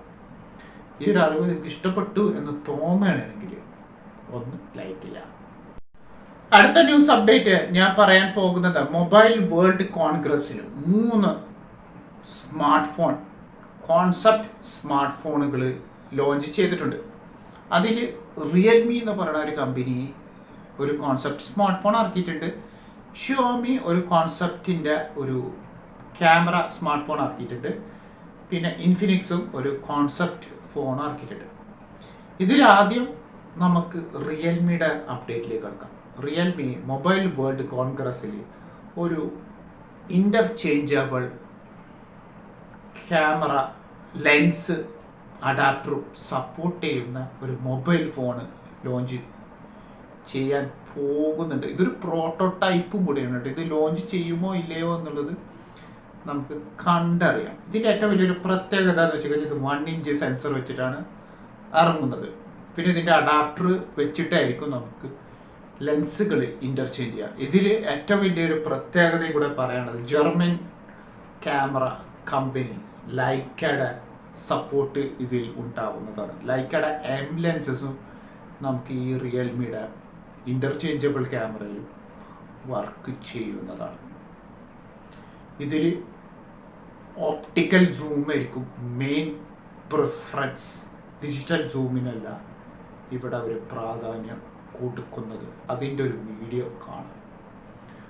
ഇപ്പോൾ ആൻഡ്രോയിഡ് കമ്പനികളൊക്കെ ഇപ്പോൾ ടെക്നോളജികൾ മാറാൻ തുടങ്ങി എന്ന് വേണമെങ്കിൽ പറയാം. പിന്നെ ഏറ്റവും വലിയൊരു പ്രത്യേകതയും കൂടെ എന്ന് വെച്ചാൽ ഇതിന് സെൻസർ അടക്കണ്ട്. റിയൽ കാര്യമായിട്ട് പറയുകയാണെങ്കിൽ ഇതിൻ്റെ ഒരു സംഗതി ഒരു SLR മിറർലെസ്സിൻ്റെ അതേ ഫങ്ഷനാലിറ്റിയാണ് ഈ ഒരു കോൺസെപ്റ്റ് കൊടുത്തിരിക്കുന്നത്. വീഡിയോ കണ്ടാൽ നിങ്ങൾക്ക് ശരിക്കും മനസ്സിലാവും. അടുത്തത് നമുക്ക് ഷിയോമിയിലേക്ക് കിടക്കുകയാണെങ്കിൽ ഷിയോമി ഈ മൊബൈൽ വേൾഡ് കോൺഗ്രസ്സിൽ ഒരു കോൺസെപ്റ്റ് ക്യാമറ കൊടുന്നാലോ അതിൽ നമുക്ക് ലെൻസ് ഇൻ്റർചേഞ്ചബിൾ ചേഞ്ച് ചെയ്യാം. പക്ഷേ അതൊരു ആപ്പിളിൻ്റെ മാക്സേഫ് ചാർജറിൻ്റെ അതേ ഡിസൈൻ വെച്ചിട്ട് ഷിയോമി സ്വന്തമായിട്ട് ഒരു ലെൻസ് അവരിപ്പോൾ പ്രൊഡ്യൂസ് ചെയ്തിട്ടുണ്ട്. അതിൽ നമുക്ക് ഷിയോമിൻ്റെ ലെൻസുകൾ മാത്രമേ യൂസ് ചെയ്യാൻ പറ്റുള്ളൂ. വേറെ തേർഡ് പാർട്ടി ലെൻസുകളൊന്നും നമുക്കതിൽ യൂസ് ചെയ്യാൻ പറ്റില്ല. മാക്സേഫിൻ്റെ അതേ ടെക്നോളജി വെച്ചിട്ടാണ് ഷിയോമി ഇപ്പോൾ ക്യാമറ മോഡ്യൂൾ ലോഞ്ച് ചെയ്തിട്ടുള്ളത്. ഇതൊരു കോൺസെപ്റ്റും കൂടെയാണ് കേട്ടോ. ആ രീതിയിൽ നിങ്ങളിത് എടുത്താൽ മതി. മൂന്നാമത്തേത് പറയാനുള്ളതെന്ന് വെച്ച് കഴിഞ്ഞാൽ ഭയങ്കര ഇൻട്രസ്റ്റിംഗ് ആണ്. നമ്മുടെ ഇൻഫിനിക്സ് എന്ന് പറയുന്ന കമ്പനി മൊബൈൽ വേൾഡ് കോൺഗ്രസ്സിൽ ഒരു ട്രൈഫോൾഡിൻ്റെ ഒരു പ്രോട്ടോടൈപ്പ് ഫോൺ അവിടെ ലോഞ്ച് ചെയ്തിട്ടുണ്ട്. ഇപ്പോൾ ഹുവാവിക്ക് മാത്രമല്ല ട്രൈഫോൾഡ് ഉള്ളത് എന്ന് നിങ്ങൾ കരുതണ്ട. ഇൻഫിനിക്സും ഒരു പ്രോട്ടോടൈപ്പ് സാധനം ഉണ്ടാക്കിയിട്ടുണ്ട്. ടെക്നോ അവരുടെ ഒരു വീഡിയോയിൽ ഒരു പ്രോട്ടോടൈപ്പിൻ്റെ ഡിസൈനും കാര്യങ്ങളും അവർ ലോഞ്ച് ചെയ്തിട്ടുണ്ട്. അപ്പോൾ ഇഷ്ടപ്പെട്ട ആൾക്കാരുണ്ടെങ്കിൽ ഒന്ന് കമൻറ്റിൽ രേഖപ്പെടുത്താം. ഇനി നമുക്ക് ടാബിലേക്ക് കടന്നാലോ. ടാബ് സാംസങ്ങിൻ്റെ ടാബ് S10 FE ലോഞ്ച് ചെയ്യാൻ പോകുന്നുണ്ട്. 10.9 ഇഞ്ചിൻ്റെ ഡിസ്പ്ലേ വെച്ചിട്ടാണ് ഇത് ലോഞ്ച് ചെയ്യുന്നത്. ഒന്നില്ലെങ്കിൽ എക്സിനോസിൻ്റെ 1480 അല്ലെങ്കിൽ 1380 ചിപ്സെറ്റ് വെച്ചിട്ടായിരിക്കും ഇറങ്ങുക. സെയിം സ്ക്രീൻ സൈസാണ് വരുന്നത്. സാംസങ്ങിൻ്റെ S9 FEക്ക് 10.9 ഇഞ്ചാണ്. എന്നാൽ S10 FEക്കും 10.9 ഇഞ്ചിൻ്റെ ഡിസ്പ്ലേ ആയിരിക്കും ലോഞ്ച് ചെയ്യാം. ഇപ്പോൾ റെൻഡർ പറ്റി കാണാം. ഇനി S10 FE പ്ലസിന് സ്ക്രീൻ സൈസിൽ മാറ്റം വന്നിട്ടുണ്ട്. 13.1 ഇഞ്ചാണ്. മുന്നത്തെ S9 FE+ന് 12.1 ഇഞ്ചിൻ്റെ ഡിസ്പ്ലേ ആണ് വന്നിരിക്കുന്നത്. ഇനി ഇതിൻ്റെ ചിപ്സെറ്റിലേക്ക് വരുമ്പോൾ ഇത് എക്സിനോസിൻ്റെ 1580 ചിപ്സെറ്റാണ്. 2.9 GHz ക്ലോക്കിംഗ് സ്പീഡ് വെച്ചിട്ടായിരിക്കും ഇറങ്ങുക. 12 GB റാമും 256 GB വേരിയൻറ്റ് വെച്ചിട്ടാണ് ഇറങ്ങുന്നത്. ചെറിയൊരു സ്ലൈറ്റ് ഡിഫറൻസ് എന്ന് പറഞ്ഞു കഴിഞ്ഞാൽ S9 FE+ന് 12.1ഉം S10 FE+ന് 13.1 ഇഞ്ചിൻ്റെ ഡിസ്പ്ലേ ആണ് വരുന്നത്. നേരത്തെ ചിപ്സെറ്റ് നമ്മുടെ എക്സിനോസിൻ്റെ 1480 ആയിരുന്നു S9 FE+ന് ഇറങ്ങിയിരുന്നുണ്ടെങ്കിൽ ഇപ്രാവശ്യം S10 FE+ന് 1580 2.9 GHz ക്ലോക്കിംഗ് സ്പീഡ് വെച്ചിട്ടാണ് ഇറങ്ങുന്നത്. ഫോർ യുവർ കൈൻഡ് ഇൻഫോർമേഷൻ, ഇതാണ് രണ്ടിൻ്റെ ഡിഫറൻസ് നിങ്ങളെ മുന്നിൽ അറിയിക്കണം തോന്നി ഞാൻ അറിയിച്ചു. ഐപാഡ് എയറിൻ്റെ M3 ചിപ്സെറ്റിൻ്റെ ലോഞ്ചിങ് വരാൻ പോകുന്നുണ്ട്. ആപ്പിൾ ഈവൻ്റ് ഒന്നില്ലെങ്കിൽ ഓഗസ്റ്റ് അല്ലെങ്കിൽ സെപ്റ്റംബറിലായിരിക്കും ഈ ഐപാഡ് എയറിൻ്റെ M3 ചിപ്സെറ്റിൻ്റെ ലോഞ്ചിങ്. ഇത് 2 സ്ക്രീൻ സൈസിലായിരിക്കും ലോഞ്ച് ചെയ്യുക. ഒന്ന് 11 ഇഞ്ചും ഒന്ന് 13 ഇഞ്ചിലായിരിക്കും ലോഞ്ച് ചെയ്യുക. അതായത് 25 to 30% more faster than M2 എന്നാണ് ഉള്ളത്. അതാണ് അതിൻ്റെ റിയാലിറ്റി. M3 ചിപ്സെറ്റ് കുറച്ചും കൂടെ ഹൈ പെർഫോമൻസ് ഓറിയൻറ്റഡ് ആയിട്ടുള്ളൊരു ചിപ്സെറ്റാണ്. 8 GB റാം, 128 GB അല്ലെങ്കിൽ 256 GB വേരിയൻ്റ് ഒക്കെ ഇതിലുണ്ടാവും. പിന്നെ USB 3.1 ആണ് ഇതിൽ സപ്പോർട്ട് ചെയ്യുന്നത്. പിന്നെ ഒരു കാര്യം കൂടെ പറയുകയാണെന്ന് വെച്ച് കഴിഞ്ഞാൽ ഇത് 60 Hz റിഫ്രഷിങ് റേറ്റ് ആണ് ഇതിൽ സപ്പോർട്ട് ചെയ്യുന്നത്. വില ഒരു അപാര വിലയാണ്. ആപ്പിൾ ആയതുകൊണ്ട് ഒരു അപാര വിലയിൽ നിങ്ങൾ കരുതിയാൽ മതി. കാരണം 11 ഇഞ്ചിന് വരുന്നത് ഇവിടെ M2 ചിപ്സെറ്റ് 2024 മോഡലിൽ 4000 ദിർഹംസാണ്. അപ്പോൾ ഇത് തീർച്ചയായിട്ടും ഒരു 359 ആയിരിക്കും ഇതിനൊരു പ്രൈസ് ഇടാൻ പോകുന്നത്. കാരണം ആപ്പിൾ ആണല്ലോ. പിന്നെ M3 ചിപ്സെറ്റ് വേണം. അപ്പോൾ അതുകൊണ്ട് പ്രൈസ് ടാഗ് വരുമ്പോൾ എൻ്റെ ഒരു നിഗമനം എന്ന് വെച്ച് കഴിഞ്ഞാൽ ഇത് 3599 ആയിരിക്കും 11 ഇഞ്ച് M3 ചിപ്സെറ്റിന് അവർ ലോഞ്ച് ചെയ്യാൻ പോകുന്നത്. പിന്നെ ഇത് OLED ഡിസ്പ്ലേ കൂടെയാണ്. അതൊരു വലിയൊരു കാര്യമാണ്. XDR OLED ഡിസ്പ്ലേ ആണ്. അതായത് LG അല്ലെങ്കിൽ സാംസങ്ങിൻ്റെ ഡിസ്പ്ലേ ആയിരിക്കും ഇതിൽ വരാൻ പോകുന്നത്. എനിക്ക് തോന്നുന്നത് ഇത് സാംസങ്ങിൻ്റെ ഡിസ്പ്ലേ ആവാനാണ് സാധ്യത. റേസർ ഈ മാസം ഒരു 8 മോഡൽ ഗെയിമിംഗ് ലാപ്ടോപ്പ് ലോഞ്ച് ചെയ്യാൻ പോകുന്നുണ്ട്. 18 ഇഞ്ചിൻ്റെ UHD+ റെസൊല്യൂഷൻ സപ്പോർട്ട് ചെയ്യുന്ന ഒരു 8 ഗെയിമിംഗ് ലാപ്ടോപ്പ് ഇറങ്ങാൻ പോകുന്നുണ്ട്. 240 Hz റിഫ്രഷിങ് റേറ്റ് ആണ് ഇതിൽ സപ്പോർട്ട് ചെയ്യുന്നത്. പിന്നെ ഇന്റലിൻ്റെ പുതിയ ചിപ്സെറ്റാണ് Ultra 9 275HX എന്ന് പറയുന്ന ഫ്ലാഗ്ഷിപ്പ് ചിപ്സെറ്റാണ് ഇതിൽ ലോഞ്ച് ചെയ്യാൻ പോകുന്നത്. LPDDR5 Ram, 2 TB NVMe SSD ആണ് ഇതിൽ സപ്പോർട്ട് ചെയ്യുന്നത്. HDMI 2.1 ഇതൊക്കെ നിങ്ങൾ കേട്ടാലോ. 18 ഇഞ്ച് ഡിസ്പ്ലേ ആണ്. ഇതിൽ ഏറ്റവും പുതിയൊരു ടെക്നോളജി ഇവരിതിൽ കൊണ്ടുവരാൻ പോകുന്നത് എവിടെയാണെന്ന് പറയും. ഇതിൽ ഡുവൽ മോഡ് ടെക്നോളജി, റെസൊല്യൂഷനിൽ ഡുവൽ മോഡ് ടെക്നോളജി വരാൻ പോകുന്നു. വളരെ ശ്രദ്ധിച്ച് കേൾക്കാം. ഇനി ഇവിടുന്ന് അങ്ങോട്ട് വരാൻ പോകുന്നതൊക്കെ ഡുവൽ മോഡ് ടെക്നോളജി ആയിരിക്കും. അതായത് UHD+ റെസൊല്യൂഷനിൽ 4K റെസൊല്യൂഷനിൽ എനിക്ക് 240 Hz റിഫ്രഷിങ് റേറ്റിൽ നിങ്ങൾക്ക് ഗെയിം കളിക്കാൻ പറ്റും. അതൊരു വാലിഡ് പോയിന്റ് ഒന്ന്. രണ്ടാമത് ഫുൾ HD+ 440 Hz റിഫ്രഷിങ് റേറ്റിലും നിങ്ങൾക്ക് ഗെയിം കളിക്കാൻ പറ്റും. HDMI 2.1 ആണ് മേടിക്കേണ്ടത്. ഈ ടെക്നോളജി ആദ്യം ഗെയിമിങ്ങിൽ ഇറക്കാൻ പോകുന്നത് റേസറാണ്. മനസ്സിലായില്ലേ നിങ്ങൾക്ക്? 18 ഇഞ്ചാണ് ഇതിൻ്റെ ഡിസ്പ്ലേ സൈസ് വരുന്നത്. വിലയാണെങ്കിലോ $4500 വരുന്നത്. റാം 32 GB റാമാണ് ഇതിൽ ഇറങ്ങാൻ പോകുന്നത്. ഇതിൻ്റെ ലോഞ്ചിങ് യൂറോപ്പിലും USA ഫസ്റ്റ് ലോഞ്ച് ചെയ്യുക. അതിനുശേഷം ഇത് ഇവിടെ ഇറങ്ങും. ഇത് എവിടെയാണ് ഇറങ്ങുക അറിയാം? വെർജിൻ മെഗാ സ്റ്റോറിലായിരിക്കും ഇറങ്ങുക. $4500 ഡോളറാണ് ഇതിൻ്റെ വില. അപ്പോൾ മനസ്സിലായി നിങ്ങൾക്ക് ഡുവൽ മോഡ് ടെക്നോളജി. ഇനി ഗെയിമിംഗ് മോണിറ്ററിലും ഈ ഡുവൽ മോഡ് ടെക്നോളജി വരാൻ പോകുന്നുണ്ട്. എൽ ജിൻ്റെ അപ്ഡേറ്റ് ഞാൻ ഈ ഒരു വീഡിയോയിൽ നിങ്ങൾക്ക് ഷെയർ ചെയ്ത് തരാം. ഓക്കെ, അടുത്തത് ഞാൻ നേരത്തെ പറഞ്ഞ ആ ഗെയിമിംഗ് മോണിറ്റർ എൽ ജിയുടെ 27 ഇഞ്ചിൻ്റെ IPS ബ്ലാക്ക് ഡിസ്പ്ലേ. ബ്ലാക്കിന് മെയിൻ പ്രിഫറൻസ് കൊടുക്കുന്ന ഡിസ്പ്ലേ ആണ്. ഇത് ഓരോയുടെ ഡിസ്പ്ലേ അല്ല, പക്ഷെ ഇത് 4K റെസൊല്യൂഷൻ സപ്പോർട്ട് ചെയ്യുന്ന IPS ഡിസ്പ്ലേ ആണ്. അതിനും ഈ ഒരു ടെക്നോളജി ഡുവൽ മോഡ് ടെക്നോളജി വരാൻ പോകുന്നുണ്ട്. UHD പ്ലസിലേക്ക് 4K റെസൊല്യൂഷനിൽ നിങ്ങൾ പ്ലേ ചെയ്യുന്നുണ്ടെങ്കിൽ, 4K എന്ന് പറഞ്ഞു കഴിഞ്ഞാൽ 4 ടൈംസ് ഫുൾ HD റെസൊല്യൂഷനാണ് UHD, അതാണ് അൾട്രാ ഹൈ ഡെഫിനിഷൻ എന്ന് പറയണത്. അതിൽ ഇനി നിങ്ങൾക്ക് 240 ഹെർട്സിൻ്റെ റിഫ്രഷിങ് റേറ്റിൽ ഗെയിം കളിക്കാൻ പറ്റും. ഇനി ഫുൾ HD പ്ലസിലേക്ക് വരുമ്പോൾ ഇത് 480 ഹെർട്സിൻ്റെ റിഫ്രഷിങ് റേറ്റിൽ കളിക്കാൻ പറ്റും. ഇത് ലോകത്തിലെ ആദ്യത്തെ മോണിറ്ററാണ് ഡുവൽ മോഡ് ടെക്നോളജി വെച്ചിട്ട് ഇറങ്ങുന്ന ഒരു ഗെയിമിംഗ് മോണിറ്റർ. അതും LG ആണ് ലോഞ്ച് ചെയ്യാൻ പോകുന്നത്. ഇതിൻ്റെ പ്രൈസ് ടാഗ് ഇട്ടിരിക്കുന്നത് $870 ഇതിൻ്റെ പ്രൈസ് ഇട്ടിരിക്കുന്നത്. പിന്നെ NVIDIAയുടെ ഫ്രീ സിങ്ക് സപ്പോർട്ട് ചെയ്യും. AMDൻ്റെ ഫ്രീ സിങ്ക് പ്രീമിയം പ്രോ എന്ന് പറയുന്ന സംഭവം ഇതിന് വർക്ക് ചെയ്യും. HDMI 2.1 ആണ് ഇതിൽ വരുന്നത്. ഇത് 240 ഹെർട്സിൻ്റെ റിഫ്രഷിംഗ് റേറ്റ് സപ്പോർട്ട് ചെയ്യുന്ന ഒരു ഗെയിമിംഗ് മോണിറ്ററാണ്. HDMI 2.1 ആണ്, അതും ഇതിൽ സപ്പോർട്ട് ചെയ്യും. പിന്നെ വൈസ് വെർസ ഫ്രീ സിങ്ക് എന്ന് പറഞ്ഞിട്ട് ഒരു സംഭവമുണ്ട്, അതും ഇതിൽ സപ്പോർട്ട് ചെയ്യും. അപ്പോൾ ഇതിൻ്റെ പ്രൈസ് ഇട്ടിരിക്കുന്നത് $870 ആണ്. അപ്പോൾ വീണ്ടും ഞാൻ റിപ്പീറ്റ് ചെയ്യണം, വേൾഡിൽ first dual mode technology gaming monitor ആദ്യം ലോഞ്ച് ചെയ്തത് LG ആണ്. അപ്പോൾ ഈ ഒരു അറിവ് നിങ്ങൾ നേടാം. ഇനി അടുത്ത പ്രാവശ്യം നിങ്ങൾക്ക് ഇങ്ങനത്തെ ഗെയിമിംഗ് മോണിറ്ററൊക്കെ മേടിക്കണം എന്ന ആഗ്രഹമുണ്ടെങ്കിൽ ഈ ഒരു വീഡിയോ കാണാൻ റെഫർ ചെയ്യുക.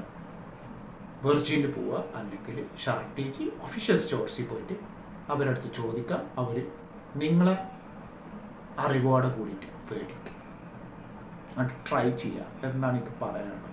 പൈസ കൂടുതൽ കൂത്തു വെച്ചിട്ടൊന്നും ഒരു കാര്യമില്ല. ലൈഫ് എക്സ്പ്ലോർ ചെയ്യുക, ഗെയിം കളിച്ചിട്ട് റവന്യൂ ജനറേറ്റ് ചെയ്യാൻ ശ്രമിക്കുക. ഇനി അടുത്ത ഭാവിയിൽ ഇനി ഗെയിമിംഗ് ആയിരിക്കും ഏറ്റവും വലിയ റവന്യൂ ആയിട്ട് മാറാൻ പോകുന്നത്. എത്ര പേര് അംഗീകരിക്കും എന്നുള്ളത് എനിക്കറിയില്ല, പക്ഷെ ഇനി ഇവിടെ നിന്ന് അങ്ങോട്ട് ഗെയിമിംഗ് ആയിരിക്കും താരം, റവന്യൂ ജനറേറ്റ്. മനസ്സിലായില്ലേ? ലാസ്റ്റത്തെ ടെക് ന്യൂസിലേക്ക് നമുക്ക് കിടന്നാൽ, ലാസ്റ്റത്തെ ടെക് ന്യൂസ് ഒരു കോൺട്രവേഴ്സി ആയിട്ട് എനിക്ക് തോന്നിയതും വാലിഡ് പോയിന്റ് ആയിട്ടുള്ള ഒരു ന്യൂസ് അപ്ഡേറ്റ് ആണ് ഞാൻ നിങ്ങളുടെ മുന്നിൽ പറയാൻ പോണത്. ഇതിൽ നിങ്ങൾക്ക് എക്സാജറേഷൻ ഫീൽ ചെയ്യണമെങ്കിൽ എനിക്കൊരു ചുക്കുമില്ല. ആപ്പിൾ വിരോധിയാണെങ്കിൽ പോലും പറയേണ്ടത് പറയണം. കുറെ കാലം ഞാൻ കേൾക്കുന്നു ആപ്പിൾ യൂസേഴ്സ് പറഞ്ഞു ഏറ്റവും കൂടുതൽ സെക്യൂരിറ്റി ഉള്ള ഫോണ് ആപ്പിളാണ്, നമ്പർ 1 സെക്യൂരിറ്റി കൊടുക്കുന്ന കമ്പനി. ഇത് കുറെ കാലമായി ഞാൻ ഇതിങ്ങനെ കേട്ടോണ്ടേയിരിക്കുന്നു. ചിലപ്പോൾ ചോർച്ചിലൊക്കെ വരും, പിന്നെ റിയാക്ട് ചെയ്തിട്ടും കാര്യമില്ലല്ലോ, കുറേ മൊണ്ണേശകൾ ഇതിലുണ്ടല്ലോ, അതുകൊണ്ട് പിന്നെ പറഞ്ഞിട്ട് കാര്യമില്ല. അത് വേറൊരു സത്യം. ഇപ്പം അവർക്ക് ഓർക്കാപ്പുറത്ത് ഒരു അടി ഇട്ടിട്ടുണ്ട്. കൊടുത്ത കൊല്ലത്തും കിട്ടും എന്ന് പറയില്ല ആ പഴഞ്ചൊല്ല്. ആ പഴഞ്ചൊല്ലാണ് ഇപ്പം ആപ്പിളിൽ കിട്ടിയത്. അതായത് രമണ ആപ്പിളിൻ്റെ advance data protection ADP short form അതെടുത്ത് കളയാൻ പോവുകയാണ്. ആരാണ് ഈ ഒരു പ്രഖ്യാപനം നടത്തിയത്? UK government. ആര്? UK government. യൂറോപ്യൻ യൂണിയൻ്റെ അണ്ടറിൽ വരുന്ന ഒരു രാജ്യമാണ് UK. യുണൈറ്റഡ് കിങ്ഡം അവരുടെ കോടതി ഒരു പുതിയ നിയമം വെച്ചിട്ട് അഡ്വാൻസ് ഡാറ്റ പ്രൊട്ടക്ഷൻ എടുത്ത് കളയണം എന്ന്. കാരണം എന്താണെന്ന് വെച്ച് കഴിഞ്ഞാൽ അവർക്ക് ഈ അഡ്വാൻസ് ഡാറ്റ പ്രൊട്ടക്ഷൻ ഓണാക്കി കഴിഞ്ഞാൽ ഇത് എൻഡ് ടു എൻഡ് എൻക്രിപ്ഷനാണ് വരുന്നത്. അതായത് നമ്മുടെ പെർമിഷൻ ഇല്ലാണ്ട് അവർക്ക് ആപ്പിളായിരിക്കും ഒഫീഷ്യൽ ഗവൺമെൻറ് പീപ്പിളും സെക്യൂരിറ്റി ബ്രീച്ച് തുറക്കാൻ പറ്റില്ല, ഡാറ്റ തുറക്കാൻ പറ്റില്ല. മനസ്സിലായില്ലേ നിങ്ങൾക്ക്? നമ്മുടെ സ്വന്തം ഡാറ്റ നമുക്ക് തുറക്കണമെന്നുണ്ടെങ്കിൽ നമ്മുടെ പെർമിഷൻ ഇല്ലാണ്ട് തുറക്കാൻ പറ്റില്ല. ആപ്പിളിൽ ഇരിക്കുന്ന വലിയ കൊളണ്ടർമാർക്കും തുറക്കാൻ പറ്റില്ല, ഗവൺമെൻറ് ഒഫീഷ്യൽസിനും നമ്മുടെ ഡാറ്റ തുറക്കാൻ പറ്റില്ല. അതിനാണ് നമ്മൾ എൻഡ് ടു എൻഡ് എൻക്രിപ്ഷൻ എന്ന് പറയുന്ന സാധനം ഉള്ളത്. ഇത് വാട്സാപ്പിലുണ്ട് ഈ ഒരു സെയിം സംഭവം. അത് ഓണാക്കിയിട്ട് കഴിഞ്ഞാൽ നമ്മുടെ ഡാറ്റ ബ്രീച്ച് ചെയ്യാനും പറ്റില്ല, ഗവൺമെൻറ് ഓഫീഷ്യൽസിനും തുറക്കാൻ പറ്റില്ല. അതിന് പകരം നമ്മളത് ഓഫാക്കിയിട്ട് കഴിഞ്ഞാൽ നമ്മളെ ഗവൺമെൻറ്റിന് എന്തൊക്കെയാണ് നമ്മളെ കാര്യങ്ങൾ നമുക്ക് ചെയ്യുന്നത് അത് ഗവൺമെൻറ്റിന് അറിയാൻ പറ്റും. UK ഗവൺമെൻറ് ഇതിനൊരു വാലിഡ് റീസൺസ് കൊടുത്തത്, ഐഫോൺ യൂസേഴ്സിന് ഇതിന് വാലിഡ് റീസൺ കൊടുത്തത് ഒരുപാട് തീവ്രവാദ കാര്യങ്ങൾ ഐഫോണിൽ നടക്കുന്നുണ്ട് നിലവിൽ. അത് കണ്ടുപിടിക്കണം എന്നുണ്ടെങ്കിൽ ഇവർക്ക് end to end encryption disable ചെയ്തേ പറ്റൂ. ആപ്പിൾ ആണെങ്കിൽ ഒട്ടും സമ്മതിച്ചു കൊടുക്കുന്നില്ല. ടിം കുക്ക് അണ്ണന് പറ്റില്ല എന്നൊക്കെയാണ് പറഞ്ഞത്. അവസാനം ഇവർ പറഞ്ഞ ഇത് നിങ്ങൾ എൻഡ് ടു എൻഡ് എൻക്രിപ്ഷൻ നിങ്ങൾ ഡിസേബിൾ ചെയ്തിട്ടില്ല എന്നുണ്ടെങ്കിൽ നിങ്ങൾ ആ ഫോൺ ഞങ്ങൾ ഇവിടെ വിൽപ്പിക്കാൻ സമ്മതിക്കില്ല. അയാൾ അതിലൊന്ന് പേടിച്ച്, അതാണ് അതിൻ്റെ സത്യം. അയാൾ പേടിച്ച് അയാളതിപ്പോൾ എടുത്ത് കളയാൻ പോവുകയാണെന്ന് പറഞ്ഞു. ഈ എൻഡ് ടു എൻഡ് എൻക്രിപ്ഷനിൽ പെടുന്ന ഒരു ആപ്ലിക്കേഷൻസ് ഞാൻ പറഞ്ഞുതരാം. ഒന്ന് ഐക്ലൗഡ്, രണ്ട് അതിലുള്ള ലിസ്റ്റുകളൊക്കെ ഞാൻ അതിലിട്ടുതരാം. ഈ ഐക്ലൗഡ് എന്ന് പറയുന്നത് എൻഡ് ടു എൻഡ് എൻക്രിപ്ഷനിലാണ് വരുന്നത്. അത് നമ്മൾ ഡീക്രിപ്റ്റ് ചെയ്ത് കഴിഞ്ഞാൽ മാത്രമേ ഗവൺമെൻറ് ഓഫീഷ്യൽസിന് തുറക്കാൻ പറ്റുള്ളൂ. അപ്പോൾ UK ഗവൺമെൻറ് എന്ന് പറഞ്ഞ ഒരു കാര്യം എന്ന് വെച്ച് കഴിഞ്ഞാൽ നിങ്ങൾ ഇതിനൊരു ബാക്ക് ഡോർ വേണമെന്നാണ് പറയുന്നത്. ബാക്ക് ഡോർ ഉദ്ദേശിച്ചത് ഞങ്ങൾക്ക് ഈ അഡ്വാൻസ് ഡാറ്റ പ്രൊട്ടക്ഷന് തുറക്കാനും പെർമിഷൻ തരാനുള്ള ഒരു ബാക്ക് ഡോർ തരണം എന്നാണ് പറഞ്ഞത്. ആപ്പിൾ അതിന് വിസമ്മതിച്ചു. അതിന് വലിയ ഒരു പ്രശ്നങ്ങളായിട്ടാണ് ഇപ്പം നീങ്ങുന്നത്. അതാണ് അതിൻ്റെ സത്യം. ടിം കുക്ക് തന്നെ നേരത്തെ പറഞ്ഞ പോലെ പറ്റില്ല എന്ന് പറഞ്ഞ അവസാനം അയാൾക്ക് ഇത് അംഗീകരിക്കേണ്ട ഒരു അവസ്ഥ വന്നു. അപ്പോൾ പറയാനുള്ളതെന്ന് വെച്ച് കഴിഞ്ഞാൽ ഈ ആപ്പ് ഇതിൻ്റെ അഡ്വാൻസ് ഡാറ്റ പ്രൊട്ടക്ഷൻ ഇനി ഉണ്ടാവുന്നതല്ല. ഇത് UK ഗവൺമെൻറ്റാണ് ഇതിലൊരു തീരുമാനം എടുത്തിട്ടുള്ളത്. ഒരുപാട് തീവ്രവാദ കാര്യങ്ങളിൽ ഇതിൽ പ്രോബ്ലംസ് ഇവർ ഫേസ് ചെയ്യുന്നുണ്ട്. ഇവർ 2016 സംസാരിക്കാൻ തുടങ്ങിയത്. അതുവരെ ആപ്പിള് പറഞ്ഞ് പറ്റില്ല എന്ന് പറഞ്ഞിട്ട് ഇങ്ങനെ നീക്കിയതാണ്. പിന്നെ അറിയാലോ, യൂറോപ്യൻ യൂണിയൻ വന്നത് പിന്നെ ഫുള്ള് ചരിത്രമാണ്. ചരിത്രം സൃഷ്ടിക്കുന്ന ഒരു മേഖലയാണല്ലോ യൂറോപ്യൻ യൂണിയൻ. അവർ വന്നതിന് ശേഷം ആപ്പിളവരോട് പറഞ്ഞു, മര്യാദക്ക് അഡ്വാൻസ് ഡാറ്റ പ്രൊട്ടക്ഷൻ എടുത്ത് കളഞ്ഞില്ലെങ്കിൽ നിങ്ങളെ ഫോണ് ഞങ്ങൾ UK വിൽപ്പിക്കാൻ സമ്മതിക്കില്ല എന്ന് പറഞ്ഞു. അത് പേടിച്ച് ഇപ്പം അവരത് എടുത്ത് കളഞ്ഞു. ഇപ്പം അത് അവിടെ പുതിയ യൂസേഴ്സിന് ഇനി അവരുടെ ഫോണുകളിൽ ഇതുണ്ടാവില്ല. എക്സിസ്റ്റിംഗ് ഫോണുകൾ ഉണ്ടെങ്കിലും പുതിയ വരുന്ന മോഡലുകളിൽ ഈ അഡ്വാൻസ് ഡാറ്റ പ്രൊട്ടക്ഷൻ ഉണ്ടാവുന്നതല്ല. പിന്നെ അറിയാലോ, യൂറോപ്യൻ യൂണിയന് മോണോപോളി എന്ന് പറയുന്ന ആപ്പിളിനെ അടിച്ച് രണ്ടാക്കി കളഞ്ഞ സംഭവങ്ങളൊക്കെ ഉണ്ട്. സിറി അടിച്ചു മാറ്റിയ കേസ്, ഡാറ്റാബേസ് അടിച്ചു മാറ്റുന്നത്. പിന്നെ പോരാത്തതിന് എന്താ പറയുക, ടൈപ്പ് സിൻ്റെ പ്രശ്നം, അതൊന്ന് മോണോപോളി, അവർ ആപ്ലിക്കേഷൻസിനൊക്കെ അവർ കൂടുതൽ പൈസ ഈടാക്കുന്നു എന്നുള്ള പ്രശ്നങ്ങൾ. പിന്നത്തെ പ്രശ്നം പറയേണ്ട ആവശ്യമില്ലല്ലോ, മറ്റേ ആപ്പിൾ വാച്ചിന് എന്താ പറയുക, ബ്ലഡ് സാച്ചുറേഷൻ ഓക്സിജന് ഒരു കമ്പനിയാണ് ഉണ്ടാക്കി കൊടുത്തത്. ആ കമ്പനിയുടെ ഒരു ഉദ്യോഗസ്ഥനെ ഇവർ ഹയർ ചെയ്ത് പിന്നെ അത് പിടിക്കപ്പെട്ടു. അതിൽ കൊടുത്ത ഫൈനുകൾ ആകെ പറയാനുള്ളത് ഇവർക്ക്. ഇപ്പോൾ ഇവർ ശോക ലെവലിലാണ് ഇപ്പോൾ പോകുന്നത്. ശോക ലെവൽ എന്ന് പറഞ്ഞാൽ അസാധ്യ ശോക ലെവലിലാണ് ഇപ്പോൾ പോകുന്നത്. ഇനി ഇവരുടെ അഡ്വർടൈസ്മെൻറ്റിലെ we are high level security എന്നുള്ള ആ ഒരു ടാഗ് ലൈന് ഇനി ഉണ്ടാവില്ല. ഏറ്റി ആകെ ഇവർക്ക് ഇനി വർണ്ണിക്കാനുള്ളത് ആകെ ക്യാമറ മാത്രമേ ഇപ്പോൾ വർണ്ണിക്കാനോ, ഒന്നില്ലെങ്കിൽ ക്യാമറ അല്ലെങ്കിൽ സോഫ്റ്റ്വെയർ. സെക്യൂരിറ്റീൻ്റെ ആ ഒരു കാര്യം മറന്ന് കളഞ്ഞേക്കും. അതാണ് എനിക്ക് നിങ്ങളോട് പറയാനുള്ളത്.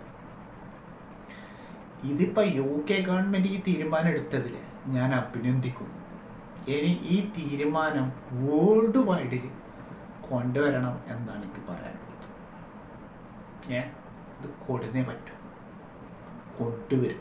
ഇനി പുതിയ ഫോണുകളിൽ അഡ്വാൻസ് ഡാറ്റ പ്രൊട്ടക്ഷൻ ഉണ്ടാവുന്നതല്ല. ഗവൺമെൻറ്റിന് ബാക്ക് ഡോർ നിർബന്ധം. അത് നിങ്ങൾ മനസ്സിലാക്കണം. നിങ്ങൾ വലിയ $1 ട്രില്യൺ കമ്പനിയാണെന്നൊന്നും പറഞ്ഞിട്ട് കാര്യമില്ല. പ്രൊട്ടക്ഷൻ കൊടുക്കേണ്ട സ്ഥലത്ത് നിങ്ങൾ കൊടുക്കണം. അതാണ് വേണ്ടത്. കാരണം ഒരു നാടിൻ്റെ സേഫ്റ്റി എന്ന് പറഞ്ഞാൽ അതാണ് വേണ്ടത്. അല്ലാണ്ട് ഇത് ഇങ്ങനെ നമ്മളിങ്ങനെ പൊത്തിയും പിടിച്ച് ഇങ്ങനെ പശ പോലെ ഒട്ടി ഇരുന്നിട്ട് കാര്യമില്ല. അതിന് പകരം ഡാറ്റാബേസ് കൊടുക്കേണ്ട സ്ഥലത്ത് ഡാറ്റാബേസ് കൊടുക്കണം. ഡാറ്റാബേസ് കൊടുക്കാൻ പാടില്ലാത്ത സ്ഥലത്ത് ഡാറ്റാബേസ് കൊടുക്കാനും പാടില്ല. സാംസങ് ചെയ്യുന്ന പോലെ ചെയ്തു.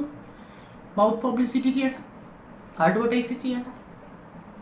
സാംസങ് വളരെ ആസൂത്രണമായിട്ട് വളരെ സിസ്റ്റമാറ്റിക് ആയിട്ടാണ് അവർ കാര്യങ്ങൾ ചെയ്യണം. അതേപോലെ നിങ്ങൾ ചെയ്താൽ മതി.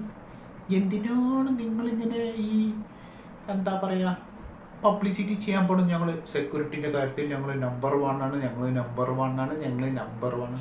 എവിടെ നിങ്ങൾ നമ്പർ 1? ആദ്യത്തെ ഐഫോൺ ഇതിൻ്റെ ജയിൽ ബ്രേക്ക് ചെയ്തിട്ട് അവനക്ക് ജോലി കൊടുത്താണ്. നിങ്ങൾ ഇതുവരെ സാംസങ്ങിൻ്റെ കമ്പനികളോ അല്ലെങ്കിൽ ബ്ലാക്ക്ബെറിൻ്റെ കമ്പനികളിലോ ഡാറ്റാബേസ് ബ്രീച്ച് ചെയ്യണം നിങ്ങൾ കണ്ടിട്ടുണ്ടോ? ഇല്ല. നിങ്ങൾ ഹുവാവിനടുത്തൊക്കെ നിങ്ങൾ ഹുവാവിൻ്റെ ഡാറ്റാബേസ് ചോർത്തി എന്ന് പറഞ്ഞിട്ടാണ് നിങ്ങൾ അതിൽ നിന്ന് ഗൂഗിൾ എടുത്ത് കളഞ്ഞത്. അവരെന്താ ചെയ്യണമെന്ന് വെച്ച് കഴിഞ്ഞാൽ അവർ ആ ഡാറ്റാബേസ് അവരുടെ ഗവൺമെൻറ് ഓഫീഷ്യൽസിന് അത് റെക്കോർഡ് ചെയ്ത് വെച്ചിട്ടുണ്ട്. ഇൻ കേസ് അതിൽ വല്ല തീവ്രവാദം എന്തെങ്കിലുമൊക്കെ ഉണ്ടെങ്കിൽ അവർക്കത് അറിയാൻ പറ്റും. അത് അവരുടെ നാടിൻ്റെ സേഫ്റ്റിയാണ്. ഈ അഡ്വാൻസ് ഡാറ്റ പ്രൊട്ടക്ഷൻ ഇത് അവരുടെ നാടിൻ്റെ സേഫ്റ്റി അല്ല, ഇത് സ്വന്തം പേഴ്സണൽ സേഫ്റ്റിയാണ്. ഇത് തീവ്രവാദത്തിന് ഒരുപാട് പ്രചോദനം നൽകുന്ന ഒരു സാധനമാണ് ഈ അഡ്വാൻസ് ഡാറ്റ പ്രൊട്ടക്ഷൻ. അതാണ് യൂസേഴ്സ് മനസ്സിലാക്കേണ്ടത്. നിങ്ങൾ നിങ്ങളെ സൈഡ് മാത്രമല്ല നോക്കട്ടെ, നിങ്ങൾ ഗവൺമെൻറ്റിൻ്റെ സൈഡും കൂടെ നോക്കണം എന്നാണ് എനിക്ക് നിങ്ങളോട് പറയാനുള്ളത്. അവരവിടെ ഇരുന്നിട്ട് മറ്റേ അശ്ലീല കാര്യങ്ങളൊന്നും ചൈനീസ് ഗവൺമെൻറ് ഒന്നും ചെയ്യണില്ല. ഡാറ്റാബേസ് എടുത്ത് വെച്ചെന്ന് മാത്രമേ ഉള്ളൂ, അല്ലാണ്ട് വേറൊന്നും ചെയ്തിട്ടില്ല. അത് കാരണത്താൽ അവരുടെ 5G നെറ്റ്വർക്കും കൂടെ നഷ്ടപ്പെട്ടു. സത്യം പറയാലോ, ഇതിപ്പോൾ ആപ്പിളിന് ഒരു വലിയൊരു കർമ്മയാണ് ഇപ്പോൾ ഹുവാവി ചെയ്യാൻ പോകുന്നത്. ഇനി എത്ര കാലം ഈ മൈറ്റി കമ്പനി നിലനിൽക്കുമെന്നുള്ളത് ഒരു വലിയൊരു സംശയമാണ് എനിക്ക്. പിന്നെ ഒരു കാര്യം കൂടെ പറയാൻ വിട്ടല്ലോ, ചൈനീസ് ഗവൺമെൻറ്റിൻ്റെ ഒഫീഷ്യൽ ഓഫീസിൻ്റെ ഉള്ളികളിലും നമുക്ക് ആപ്പിളിൻ്റെ മുതൽ യൂസ് ചെയ്യാൻ പറ്റില്ല എന്നുള്ളത്. പിന്നെ ആപ്പിളിൻ്റെ സെയിൽ അവിടെ ഡ്രോപ്പ് ഔട്ട് ആയതും കാര്യം അറിയാമല്ലോ. ആകെ യൂസ് ചെയ്യാൻ പറ്റിയ പ്രൈവറ്റ് സെക്ടറിന് മാത്രമേ നമുക്ക് ആപ്പിൾ ഫോൺ യൂസ് ചെയ്യാൻ പറ്റുള്ളൂ. അപ്പോൾ അവർക്ക് ഒരു 3-4 വർഷമായിട്ട് ഇടി വെട്ടിയവരുടെ തലയിൽ പാമ്പ് കടിച്ച അവസ്ഥയാണ് ഇപ്പോൾ ആപ്പിളിനുള്ളത്. മനസ്സിലായാലോ നിങ്ങൾക്ക്? ഇനി എൻ്റെ അടുത്ത് ആരും വന്നിട്ട് ചൊറിയാൻ വരരുത്. റിപ്പോർട്ട് ഞാൻ കാണിച്ചു തരാം. അതിൻ്റെ സ്ക്രീൻ റെക്കോർഡിങ് ഞാൻ ഇതിൽ വെച്ചിട്ടുമുണ്ട്, പോയിട്ട് കാണാം. അപ്പം നിങ്ങൾക്ക് കാണും. ഇത് ആപ്പിളിൻ്റെ ഒഫീഷ്യൽ സപ്പോർട്ടിൽ നിന്ന് കിട്ടിയ അപ്ഡേറ്റ് കൂടെയാണ് ഇപ്പോൾ പറയുന്നത്. അതിൻ്റെ സ്ക്രീൻ റെക്കോർഡ് ഇതിൽ കാണിച്ചു തന്നാൽ ഇംഗ്ലീഷാണ് ഉള്ളത്. ഫ്രഞ്ചും തെലുങ്കും തമിഴും ഹിന്ദിയും ഒന്നല്ല, ഇംഗ്ലീഷ് പോയിട്ട് കാണാം. ഇനി എൻ്റെ അടുത്ത് കൊണക്കാൻ വരരുത്. ആപ്പിൾ യൂസേഴ്സ് കൊണക്കാൻ വരരുത്. ഡാറ്റയുടെ കാര്യം നിങ്ങൾ മറന്നേക്കാം. പിന്നെ ഒന്നും കൂടെ പറയാൻ പറ്റുമെന്ന് വെച്ച് കഴിഞ്ഞാൽ, നമ്മുടെ ഈ വാട്സാപ്പിൽ ബാക്കപ്പ് ചെയ്യുന്ന ചാറ്റിൽ അത് ഗൂഗിൾ ഡ്രൈവിലേക്കല്ല പോവുക, അത് ഐക്ലൗഡിലേക്കാണ് പോകുന്നത്. അപ്പോൾ അവിടെ അത് എൻഡ് ടു എൻക്രിപ്ഷൻ വരുമ്പോൾ നമ്മളെ പെർമിഷൻ ഇല്ലാണ്ട് വേറെ ആർക്കും തുറക്കാൻ പറ്റില്ല, ഗവൺമെൻറ് ഓഫീഷ്യൽസിന് തുറക്കാൻ പറ്റില്ല. ആൻഡ്രോയിഡ് ഫോണുകളിൽ എന്ന് വെച്ച് കഴിഞ്ഞാൽ എൻഡ് ടു എൻഡ് എൻക്രിപ്ഷൻ ഉണ്ടെങ്കിൽ പോലും അത് ഗൂഗിൾ ഡ്രൈവിലേക്കാണ് പോകുന്നത്. അവിടെ നമുക്കത് ഡിസേബിൾ ചെയ്ത് കഴിഞ്ഞാലും അവർക്ക് അവിടെ അതിൻ്റെ റെക്കോർഡ് കിട്ടും. അതുകൊണ്ടാണ് ആൻഡ്രോയിഡ് ഇപ്പം നിലവിൽ നിങ്ങളോട് പറയുന്നത് ഇപ്പം ഏറ്റവും ഹൈ ലെവൽ സെക്യൂരിറ്റി ഉള്ളത് ഐഫോണിനല്ല, ആൻഡ്രോയിഡ് യൂസേഴ്സിനാണ്. അപ്പോൾ നിങ്ങൾ പറയും ഞാൻ വിരോധിയാണെന്ന് പറയും. ഒരു കുഴപ്പമില്ല, ഒരു ഉൾപ്പില്ല. പറയേണ്ട സ്ഥലത്ത് പറഞ്ഞാൽ, കേൾക്കേണ്ട സ്ഥലത്ത് കേട്ട, അംഗീകരിക്കേണ്ട സ്ഥലത്ത് നിങ്ങൾ അംഗീകരിച്ചേ പറ്റൂ. ഇപ്പം ആപ്പിളുകാരോട് പറയാനുള്ളത് വെച്ചാൽ ഇടി വെട്ടിയാൻ്റെ തലയിൽ പാമ്പ് കടിച്ച അവസ്ഥയാണ് ഇപ്പം ആപ്പിൾ മുന്നോട്ട് പോകുന്നത്. ഈ ഒരു അറിവ് നിങ്ങൾക്ക് ഇഷ്ടപ്പെട്ടു എന്നുണ്ടെങ്കിൽ നല്ലോണം കമൻറ്റ് ചെയ്യാം. എൻ്റെ ഒരു പറഞ്ഞ കാര്യങ്ങൾ ഒന്ന് വൈറലാക്കാം. ഓക്കെ ഗൈസ്, അപ്പോൾ ഞാൻ വിടാൻ വാങ്ങിയാണ്. അപ്പോൾ വീഡിയോ എല്ലാവർക്കും ഇഷ്ടപ്പെട്ടു എന്ന് പ്രതീക്ഷ ഉണ്ട്. അപ്പോൾ എല്ലാവരും എൻ്റെ വീഡിയോസിന് വേണ്ടി നിങ്ങൾ ലൈക്കും കമൻറ്റും സബ്സ്ക്രൈബ് ഷെയർ ചെയ്യുക. അതുവരെക്കും എല്ലാവർക്കും എൻ്റെ ഹൃദയം നിറഞ്ഞ വലിയ ഒരു ഗുഡ് ബൈ.